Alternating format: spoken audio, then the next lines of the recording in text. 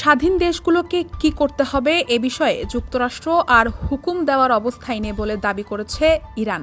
Washington যখন Hormuz প্রণালী সংক্রান্ত নতুন প্রস্তাব পর্যালোচনা করছে, ঠিক সে সময়ে তেহরান এমন মন্তব্য করল। যুদ্ধের শুরু থেকেই ইরান কৌশলগতভাবে জলপথ বন্ধ করে রেখেছে। এতে বৈশ্বিক জ্বালানি বাজারে ব্যাপক ধাক্কা লেগেছে এবং সংঘাত নিরসনের আলোচনায় এই প্রণালী কেন্দ্রবিন্দুতে পরিণত হয়েছে। ইরানের রাষ্ট্রীয় টেলিভিশনের বরাতে জানা গেছে, প্রতিরক্ষা মন্ত্রণালয়ের মুখপাত্র রেজা তালাইনিক বলেছেন, স্বাধীন দেশগুলোর ওপর যুক্তরাষ্ট্র নিজেদের নীতি চাপিয়ে দেওয়ার মতো অবস্থানে আর নেই।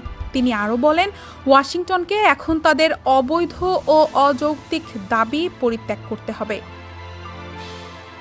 যুদ্ধবিরতির লড়াই থামিয়ে রাখলেও ইরান, যুক্তরাষ্ট্র ও ইসরায়েলের মধ্যে সংঘাতের স্থায়ী সমাধানের আলোচনায় এখনও কোনো ফলাফল আসেনি। তবে ইরানের নতুন যে প্রস্তাবটি যুক্তরাষ্ট্র পর্যালোচনা করেছে, তাতে হরমুজ প্রণালী পুনরায় খুলে দেওয়ার কথা বলা হয়েছে।